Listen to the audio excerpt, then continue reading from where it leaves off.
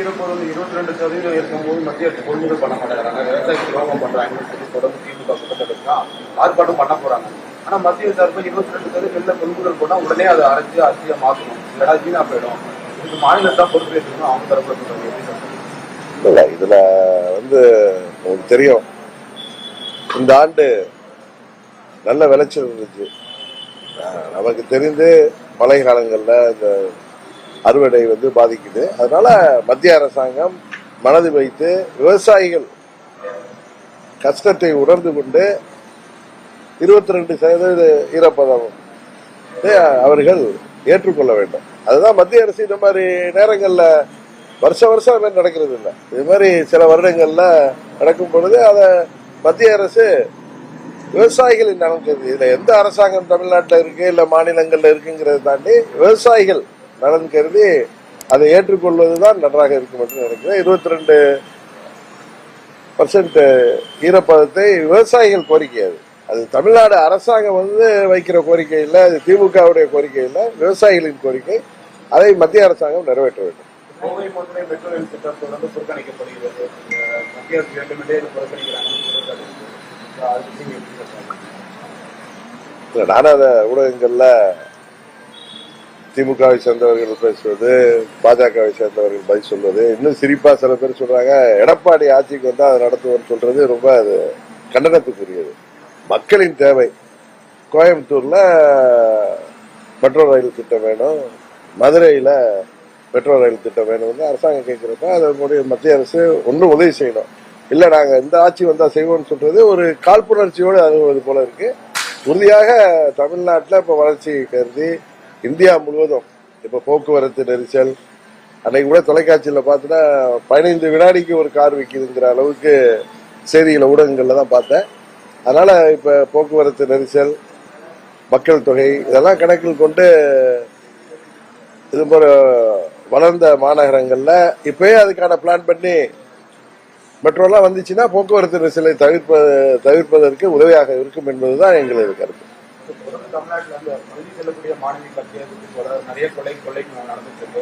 போதைப் பொருள் பழக்கம் தொடர்ந்து அதிகரித்து தடுக்க என்ன நடவடிக்கை எடுக்கலாம்னு இல்ல, போதைப் பொருள் பழக்க வழக்கம் மாணவர்கள் பாதிக்கப்படுவது, மதுவை தாண்டி போதைப் பொருள் பழக்கத்தால கொலைகள் கொள்ளைகள் அதிகரித்திருப்பது, இதையெல்லாம் அரசாங்கம், தமிழ்நாடு அரசாங்கம், காவல்துறையை கையில வைத்திருக்கிற முதலமைச்சர் இன்னும் தீவிரமாக செயல்படவில்லை என்றால் அது தேர்தலில் உறுதியாக எதிரொலிக்கும்.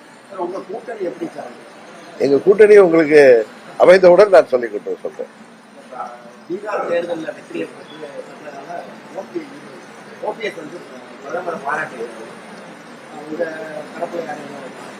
தேசிய ஜனநாயக கூட்டணி அங்க மீண்டும் வெற்றி பெறும் என்பதுதான் நமக்கு நம்பகத்தனமான தகவல் இருந்தது. மீண்டும் அவர்கள் வெற்றி பெற்றிருக்கிறார்கள், அவர்களுக்கு வாழ்த்து சொல்றோம். மற்றபடி அதுக்கும் தமிழ்நாட்டில் கூட்டணி அமைகிறதுக்கு என்ன சம்பந்தம் இருக்குன்னு எனக்கு தெரியல. இல்ல நான் தான் அன்னைக்கே சொன்னேன் உங்கள்கிட்ட, அவர்கள் கூட்டணிக்கு வர வேண்டும் என்று சில கட்சிகள் எங்களோடு பேசிக் கொண்டிருக்கிறார்கள். அதெல்லாம் ஒரு முடிவுக்கு வந்த பிறகு சொல்வதுதான் நாகரிகமாக இருக்கும் என்று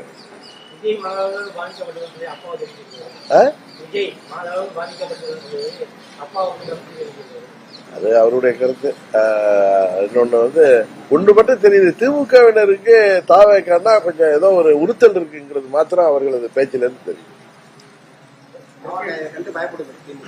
உறுத்தல் இருக்கு, பயப்படுறாங்கிறத தாண்டி அவங்களை பார்த்து ஏதோ உறுத்துது அவங்களுக்கு. சொல்லுவோம்ல நம்ம போறப்ப ஏதாவது கண்ணில் எது பட்டா ஒரு உறுத்தல் இருந்தா இருக்கும்ல, அது மாதிரி அவர்களுடைய பேச்சு அப்படி இருக்கு.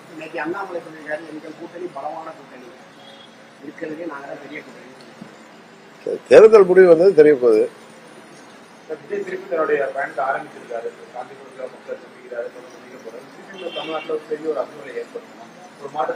அது நீங்க ஊடகத்தை சேர்ந்தவர்களும் அரசியல் நோக்கர்கள் தான் அதை சொல்லணும். எதா இருந்தாலும் 2026 மே மாதம்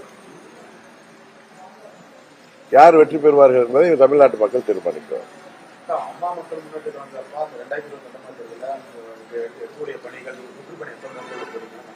சுற்றுப்பயணமா? அது தேர்தல் நேரத்தில் நாங்கள் சுற்றுப்பயணம் இருக்கோம். அவங்க பண்றாங்கன்னா அது அவங்களுடைய விருப்பம். எங்களுக்கு நாங்க தொகுதி வாரியாக கட்சி நிர்வாகிகளையும் தொண்டர்களையும் சந்தித்து வரோம். அது தேவை ஏற்படும் போது நாங்க பொதுக்கூட்டங்கள் சுற்றுப்பயணம் வந்து தேர்தல் நேரத்தில் செய்தால் போதும் என்று எங்கள் கட்சியினுடைய கருத்து.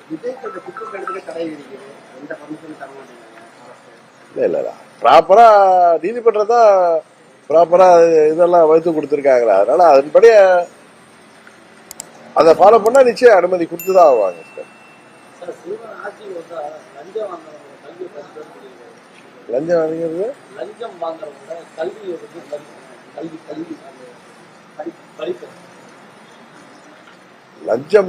லஞ்சம் வந்து ஒழிக்கப்பட வேண்டும், அதுதான் எல்லாருடைய கருத்து. லஞ்சம் ஒழிந்தால்தான் நாட்டின் வளர்ச்சி பாதிக்கப்படாது.